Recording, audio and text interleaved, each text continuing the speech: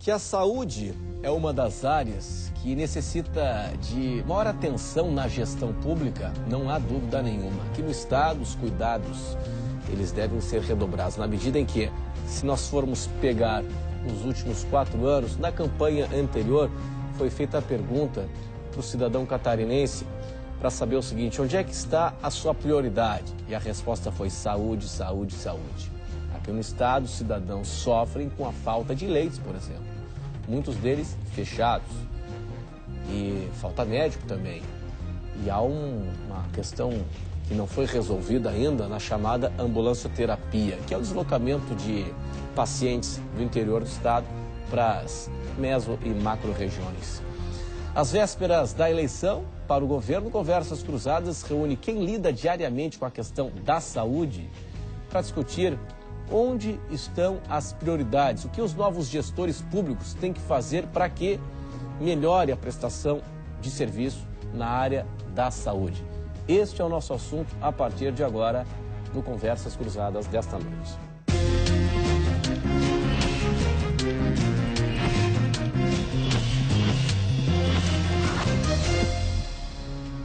Conversas Cruzadas hoje está na companhia do professor Walter Ferreira de Oliveira, especialista em saúde pública, professor no curso de medicina da UFSC.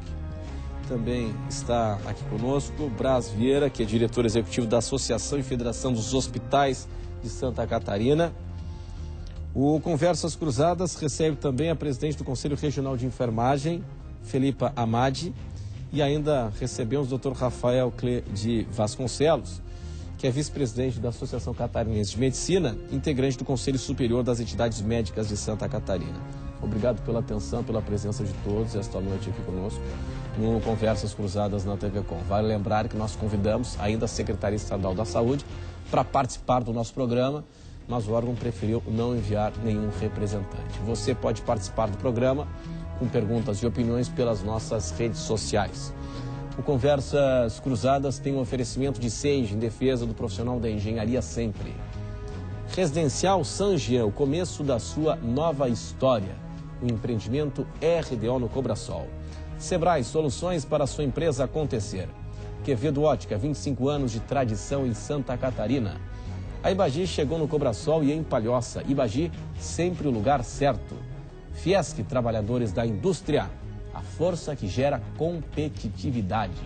Queres, compre agora e pague só em setembro. Bom, professor Walter Ferreira, queria começar com o senhor. Se o senhor fosse apresentar uma carta com prioridades a serem mostradas ao próximo governador ou aos candidatos ao governo de Santa Catarina, depois nós vamos para o governo federal, quais seriam as prioridades que o senhor iria apresentar assim numa carta? Bom, eu gostaria que isso aqui fosse cumprido, fosse feito para melhorar a prestação de serviço na saúde pública aos catarinenses. Onde é que estariam as prioridades? Boa noite. Boa noite, Renato. Boa noite, telespectadores, né, desse programa fantástico que a gente está sempre aqui tendo a oportunidade de debater publicamente assuntos de importância.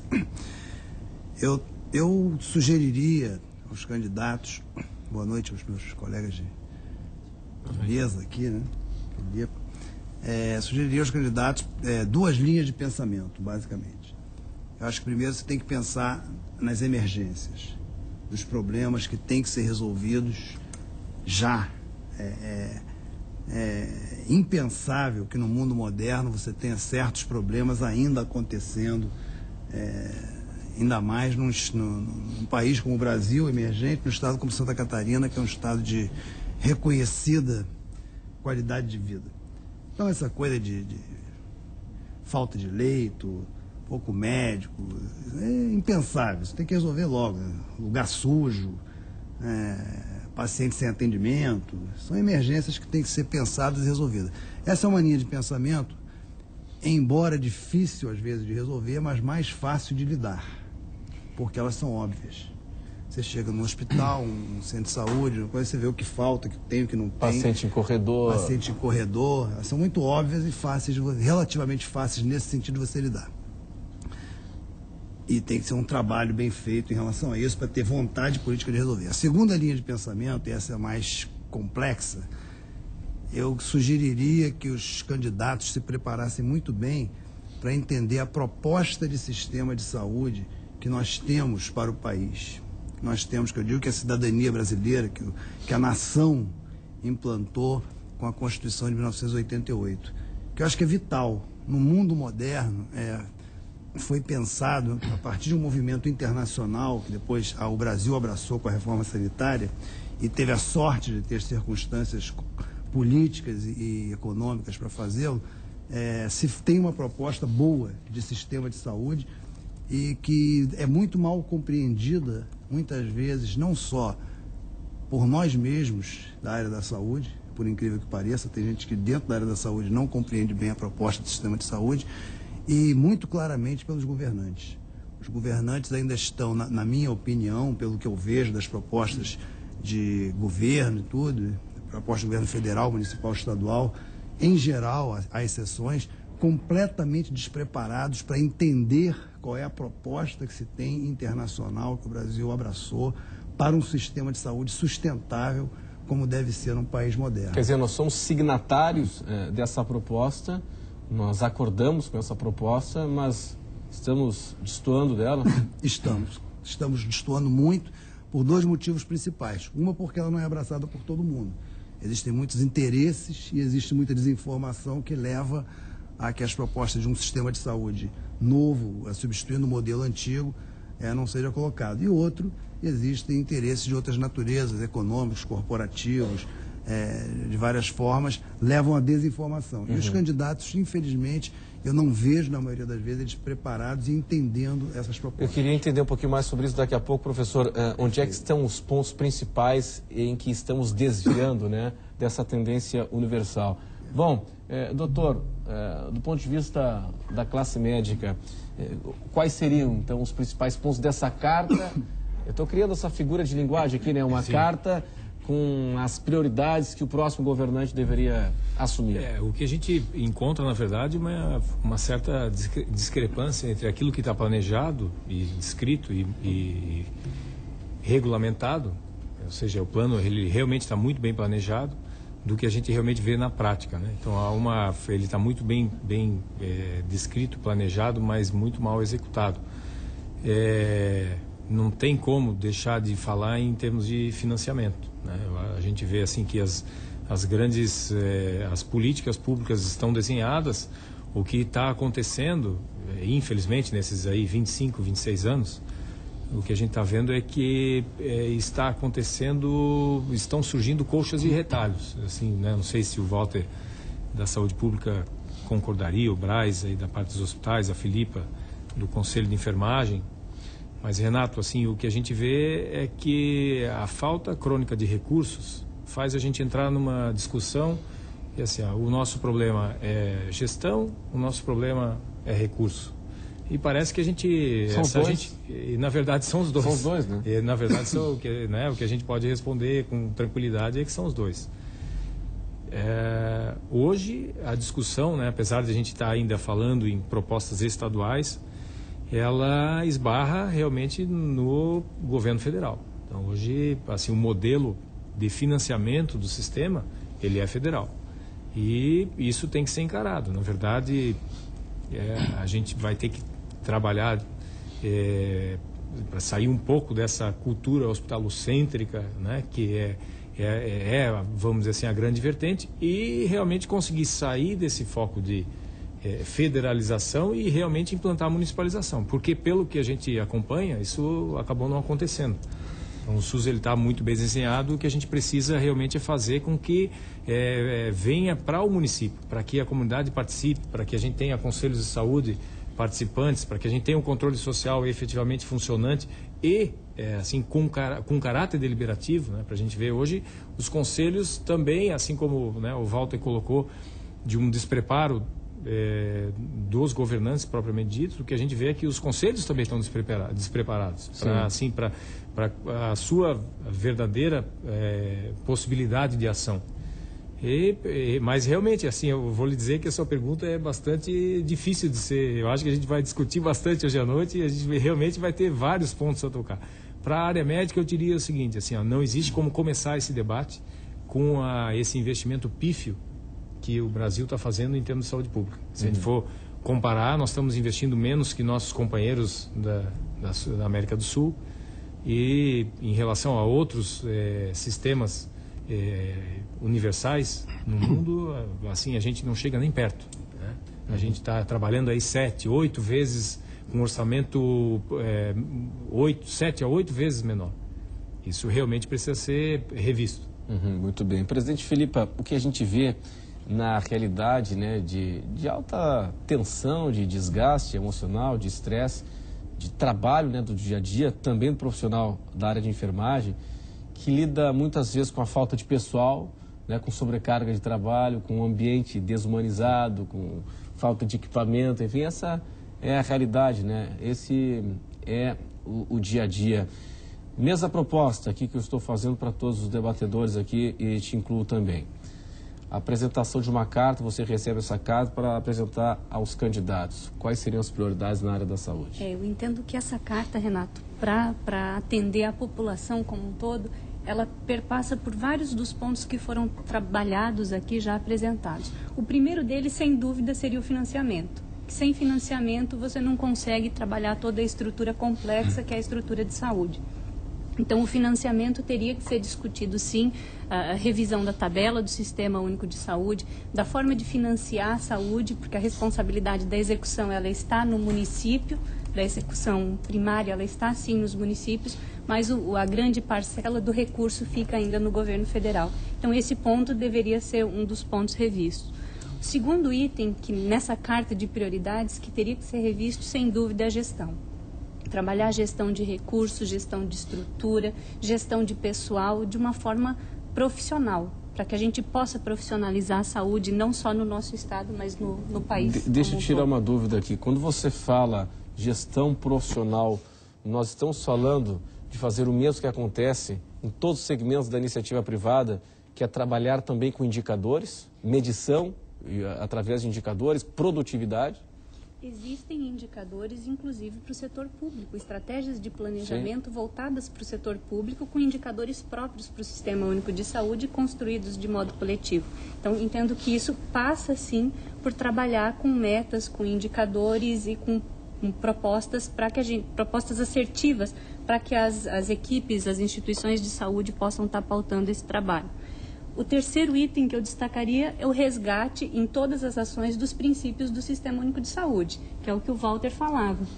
Temos uma Constituição desde 1988, mas que muitos gestores e muitos trabalhadores, comunidade também, não compreendem os princípios. E aí a gente destacaria o acesso à universalidade, a descentralização, a integralidade, a equidade, todos os princípios que a Constituição já nos garante.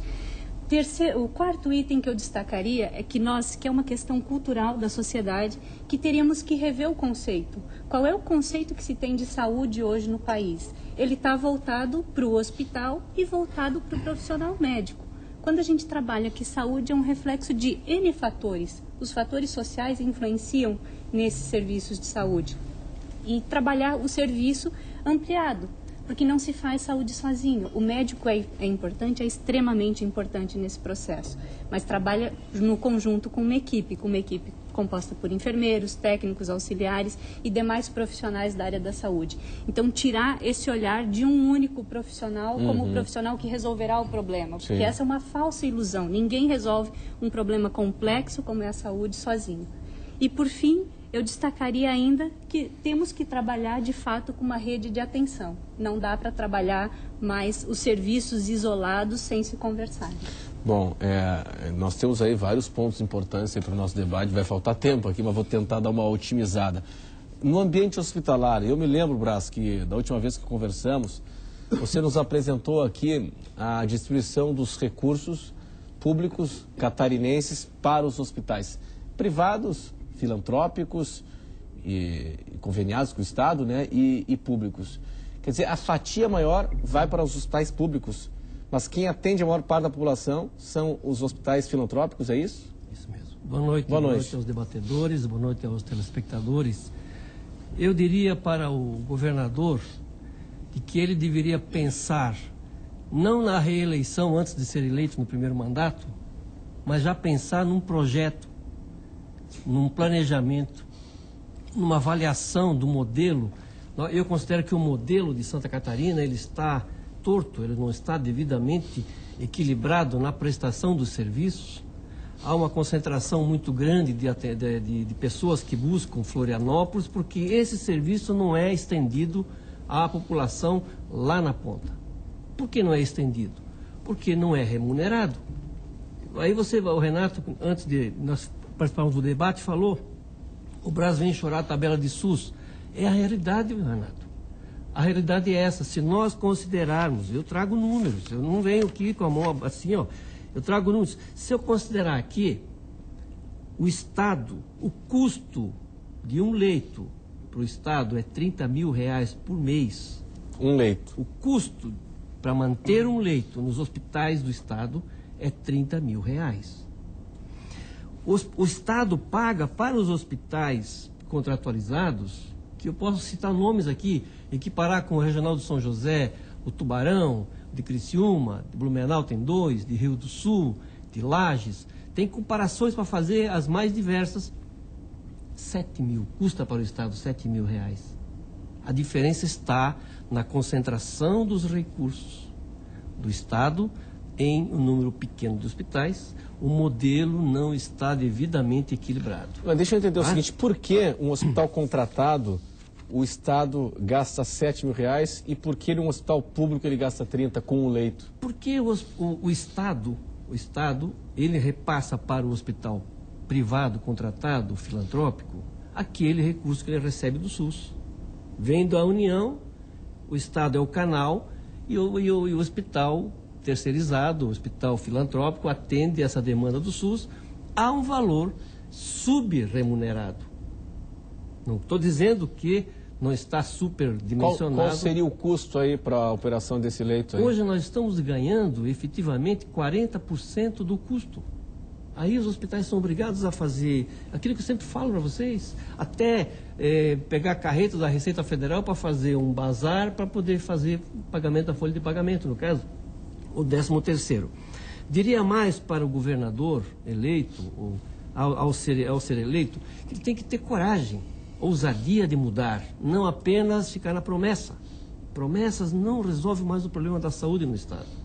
A União fez o que ao longo desses anos, a partir da Constituição de 1988, da descentralização do SUS? A União vai tirando responsabilidades. Pergunto para vocês, não tinha o Hospital Florianópolis, que era da União aqui, que funcionava? Não tem tantos hospitais públicos federais? A União foi tirando responsabilidade e passando para o Estado e para os municípios. A União faz muito bem inaugurar uma UPA, inaugurar qualquer unidade, porque a construção é fácil, vai lá, coloca uma placa, está pronta. A manutenção desse serviço que é difícil. Manter esse serviço ao longo dos anos. O custo da saúde é alto e efetivamente não tem como. A saúde ela tem um custo muito maior do que a própria inflação. Diria mais para o governador de que os hospitais da rede própria deveriam ter responsabilidades, cumprimento de metas, estabelecimento de objetivos e trabalhar com racionalidade. Sim. Mas aí eles barram num problema chamado servidor com direitos, carga horária reduzida. Aí ele não quer comprar briga. Ele não quer comprar briga. E aí ficamos nessa... Ficamos nessa situação. Então eu diria para vocês o seguinte, o Estado tem uma receita de serviços anuais dos hospitais próprios de R$187 milhões por ano.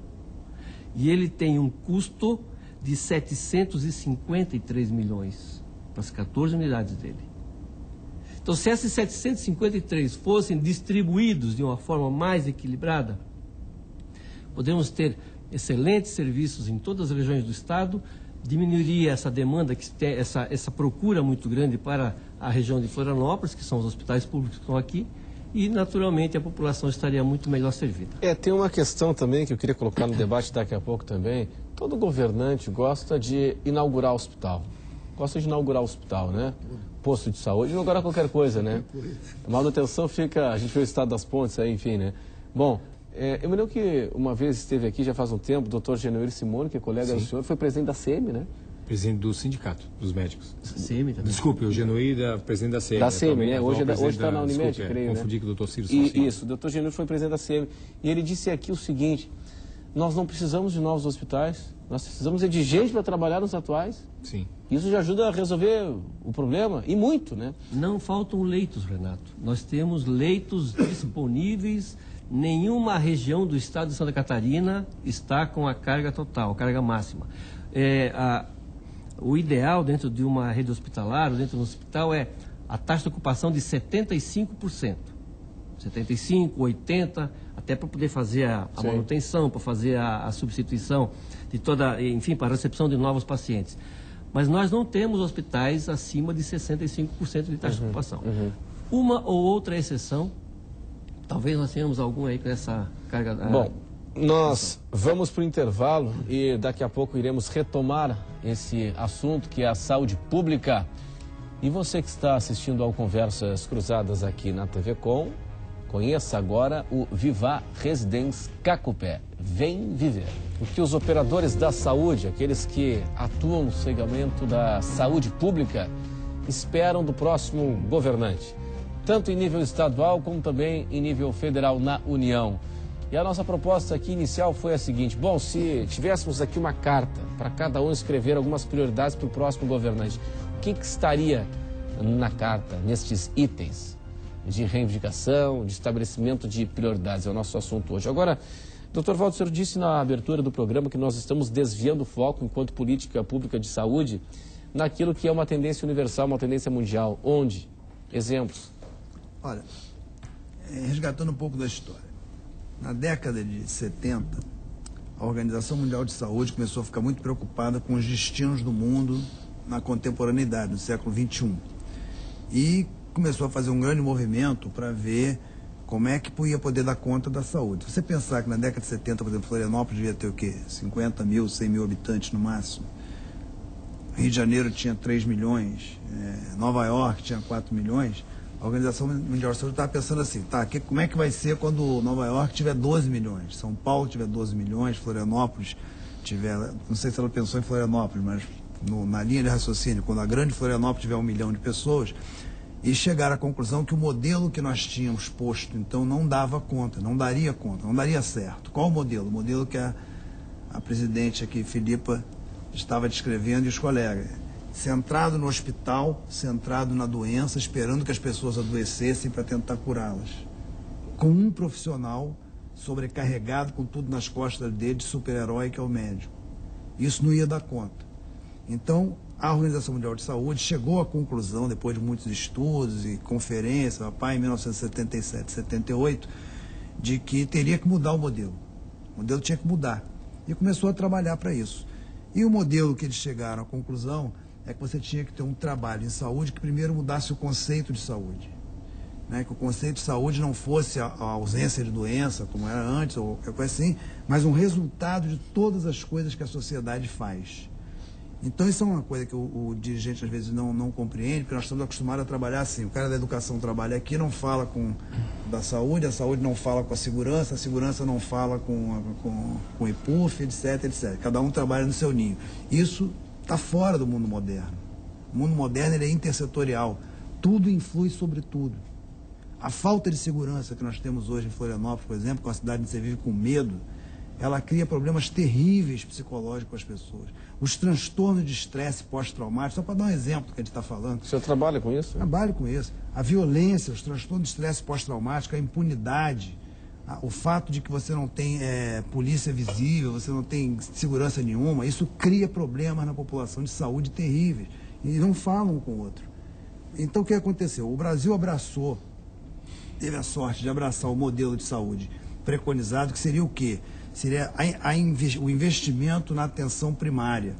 Um nome ruim, porque quando a gente fala atenção primária, a impressão que dá para a pessoa que não está estudando isso é que é o postinho de saúde, como eles dizem. É muito mais do que isso. Atenção primária significa educação para a saúde, significa promoção de saúde, significa participação comunitária com o Conselho de Saúde atuante, significa ter o hospital como um dos pontos fortes da rede, mas não o único.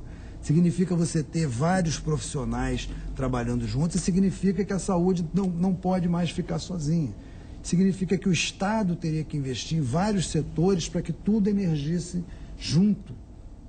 E aí a saúde poderia acontecer. Infelizmente, pela própria força política que a saúde tem, no Brasil, apesar de toda a confusão que é a saúde, mas só a saúde deu certo nesse sentido. Me permite uma observação? Claro, por favor. Nesse viés, o modelo do Sistema Único é um modelo correto, se fosse aplicado devidamente como foi preconizado. Exatamente. O governo federal já criou o cartão SUS 4 ou 5 vezes. O cartão SUS é aquele cartão magnético que nós teríamos, cada um tem o seu, como se fosse um cartão de crédito. Você vai num ambulatório municipal, deveria passar o cartão para saber qual é o teu histórico, afinal, como é que está a sua situação de saúde. Não funciona. Então, tudo que vem de cima, tudo que está vindo, quantas vezes já iniciaram esse processo para criar esse modelo? Não funciona, né? Não funciona, gente. Já foi lançado o cartão? Ele existe aí? Eles já contrataram 2 ou 3 empresas diferentes para criar o modelo do cartão. Até no ano passado, os prestadores de serviço eram obrigados a fazer o cartão SUS. Se você chega lá com um plano de saúde, você tem que fazer o seu cartão SUS, só pode ser atendido. Caiu no desuso. Então, as normas são estabelecidas e não são seguidas. Não se dá sequência, não se dá sequência. E se perde dinheiro sistema, no caminho, se perde tempo. Isso Exatamente a questão da intersetorialidade, cara. Não adianta você querer fazer saúde se você não trabalha coerentemente na educação, na segurança, no transporte, na energia, em todas as outras partes do tecido social. E a atenção primária seria exatamente você investir nos fatores que vão proporcionar saúde à população, para que ela não precise, para que você não precise um monte de gente no hospital doente. Você faz prevenção, promoção e continua fazendo uma boa reabilitação. O que o colega está citando, o Dr. Braz ali, é muito importante, porque isso é um outro problema, porque confunde a situação. Que a impressão que dá é que o sistema não está bem concebido, mas não é bem executado, mas não é porque é o problema da saúde, é porque nada no Brasil hoje é bem executado. Basta você ver as operadoras de telefone, basta você ver a segurança, basta você ver as escolas. Esse não é um problema da saúde, esse é um problema geral. Tá, mas na área da saúde, quando foi lançado o programa Mais Médicos, que não é só trazer médico cubano, é muito mais do que isso, foi muito criticado, foi bombardeado. Questão eleitoral, não sei mais o que e tal. O fato é que até gente que criticava, eu não sou um defensor aqui do modelo, mas é preciso admitir que ele é muito menos traumático do que se afirmou na época, né? E até quem criticava hoje está elogiando, pelo que se percebe. E ninguém morreu no meio do caminho, ninguém morreu acima da média do que já morre hoje no atendimento convencional sem ser médico cubano, muito pelo contrário. Houve até uma espécie de melhora, né, no atendimento para as comunidades, né, mais afastadas e tal. Então, é isso que eu queria saber. Sobre esse pois assunto. Isso que eu queria saber, né? Esse modelo, né, do Mais Médicos, está dando certo? Precisa ser aprimorado? Assim, houve, na verdade, o governo pressionado pelas manifestações aí ocorridas há um ano atrás, ele precisava de uma saída política em alguma vertente para realmente acalmar os ânimos. Um programa que já estava lançado, tanto que sentado à mesa com as entidades médicas 15 dias antes do lançamento do projeto, se instituiu uma mesa de negociação que estaria começando naquele momento a pensar alguma coisa nesse sentido. Você fazer o estudo de como levar esses médicos de uma maneira mais urgencial para cidades menores, cidades com menos poder aquisitivo, cidades menos atrativas para que os médicos se estabeleçam. O que aconteceu e toda essa briga, e que realmente foi uma grande, a princípio, derrota, pode-se imaginar como uma derrota para a corporação dos médicos brasileiros, mas, na verdade, quando nós defendíamos assim, a questão da revalidação desses médicos, e aí, veja bem, o programa não foi combatido, a maneira como o programa foi empurrado, nos foi empurrado goela abaixo, é que foi combatido. Sem a revalidação do diploma, né? Exatamente, combatido no seguinte sentido, para que as pessoas entendam. esses médicos são intercambistas. Então, se abriu a inscrição para os médicos brasileiros interessados se inscreveram, os não interessados não, sobraram vagas, então se abriu as vagas para médicos estrangeiros que não precisavam ter o seu diploma revalidado. Qual o problema de você fazer isso aí? Você, a princípio, desacredita uma autarquia federal que serve exatamente para proteger a sociedade. Um conselho, como o Conselho Regional de Enfermagem, o Conselho Regional de Medicina, ele serve exatamente para regulamentar a profissão. Quando você tem médicos que são classificados como intercambistas, eles podem ser humanos, a Dilma os classificou até como mais humanos do que os médicos brasileiros. Eu acredito que seria também uma maneira muito simplista de você definir a qualidade dos médicos, até porque não se falou dos números que ela estava usando. Mas eu acho que a referência com relação, ela quis dizer, imagino, aquela história seguinte, não, o médico mais atenciosos.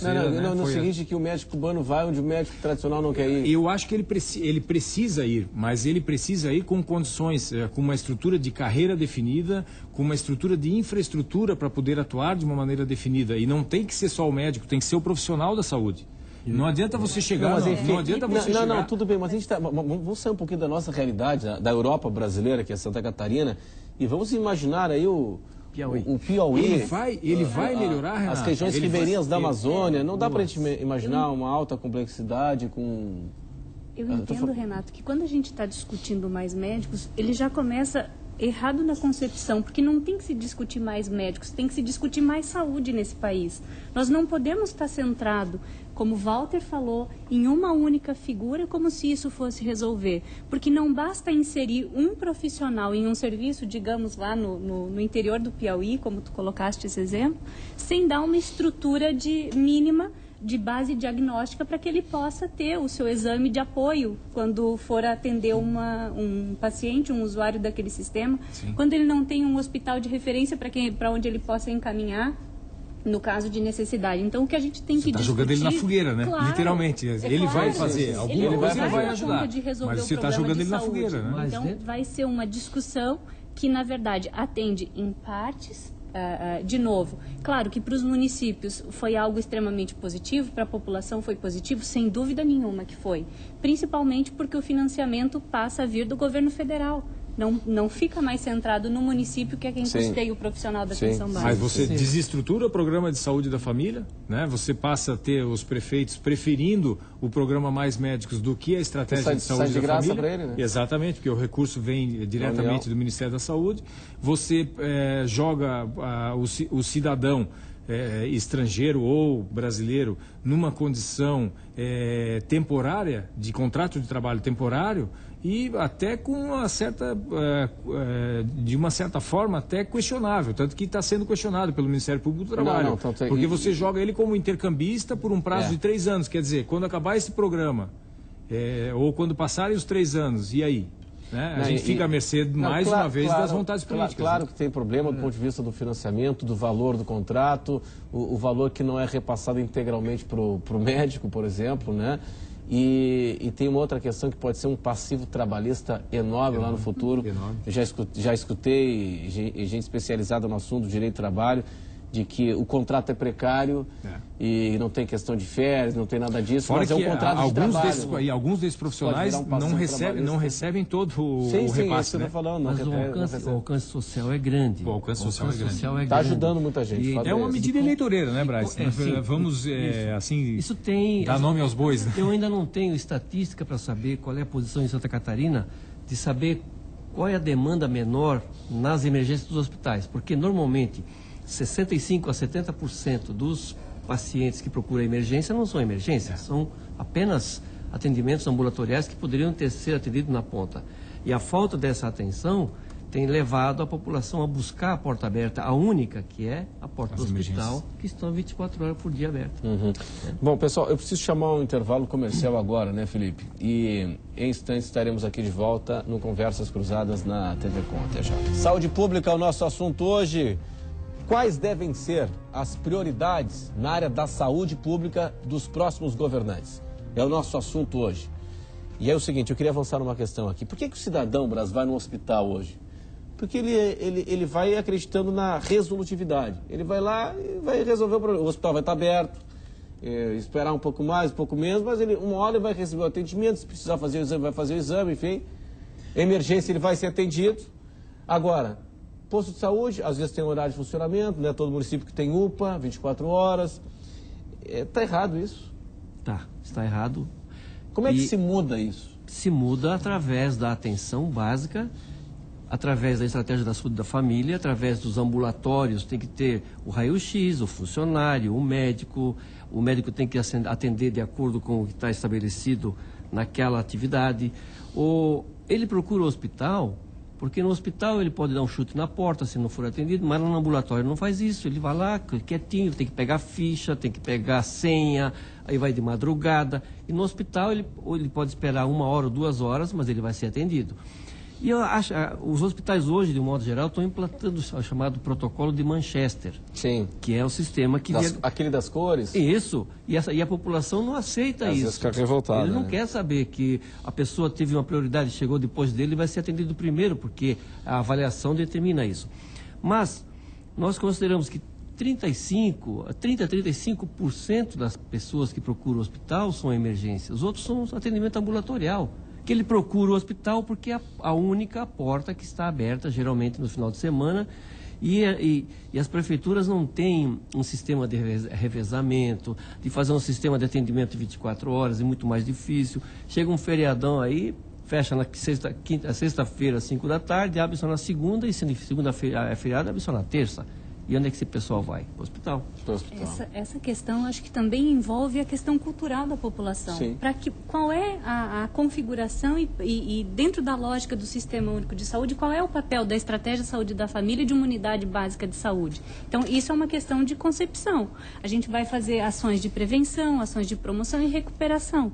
Agora, e isso entra também na discussão de que a população, muitas vezes, procura o serviço de saúde não para cuidar da sua saúde, mas já para tratar uma doença. E aí não vai ser, na maioria das vezes, na unidade de saúde que ele vai conseguir dar conta, dependendo da gravidade dessa patologia que ele vai enfrentar. Então, essa questão, esse fator cultural, eu entendo que ele é um dos fatores que a gente precisa trabalhar.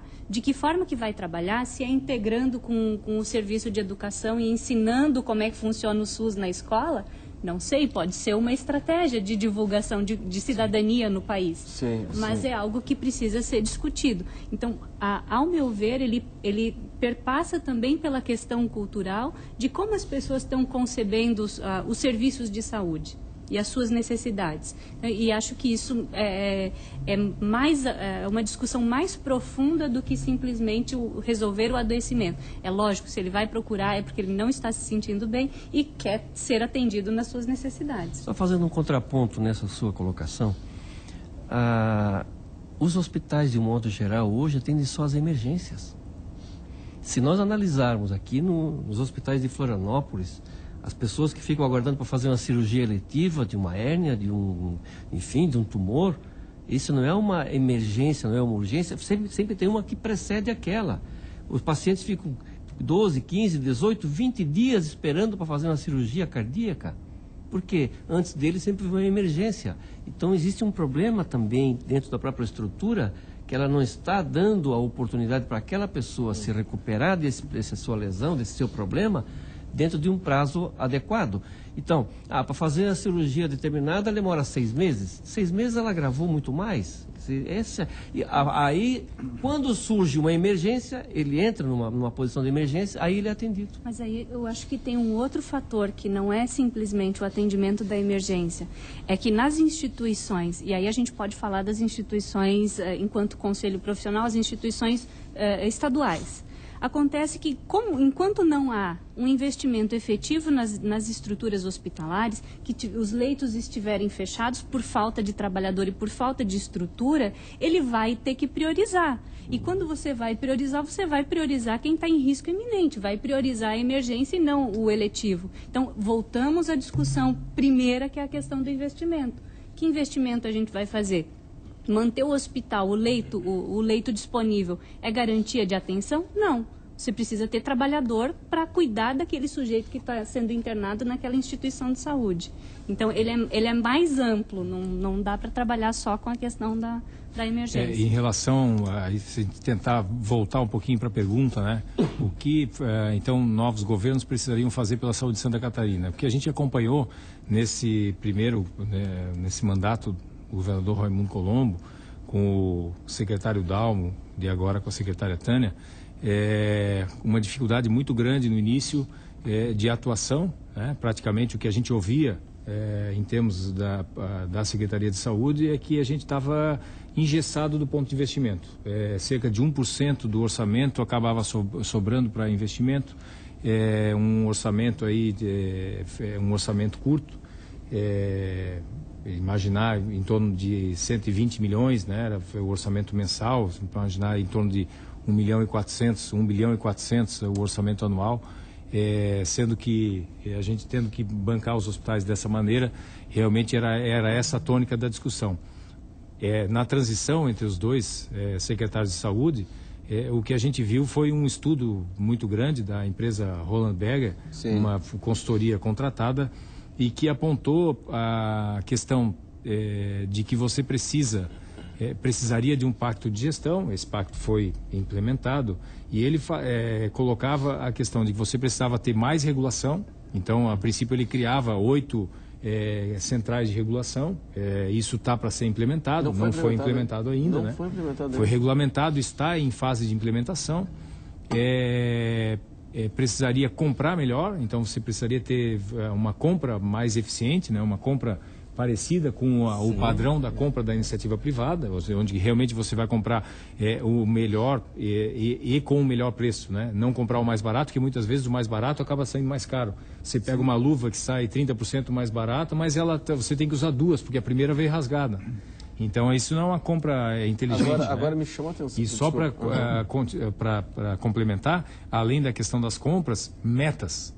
Assim, isso trazer metas e indicadores. Metas, né? E indicadores, trazer, na verdade, números a serem alcançados. Eu tenho a dificuldade de entender, ou pelo menos de acreditar, porque isso exige um esforço hercúleo. Você precisa montar, e as metas, elas devem ser montadas baseadas na infraestrutura. E a dificuldade é que elas não podem ser sopradas de um administrador estadual para todas as unidades, para 1.600 funcionários. Elas têm que ser construídas. Agora, doutor... Mas muita dificuldade em termos de negociação. Assim, tivemos aí uma greve enorme, né? Talvez a maior delas,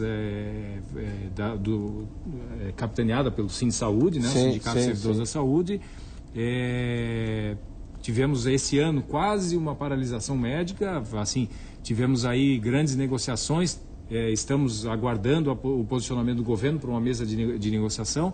Mas, assim, o projeto existiu. O estudo existiu. Está pronto. Exato, precisa, na verdade, não foi executado. Como já faz com velocidade, né? Eu gostaria de fazer só uma observação, Filipe, me permite. Você falou na quantidade de pessoal, número de pessoal.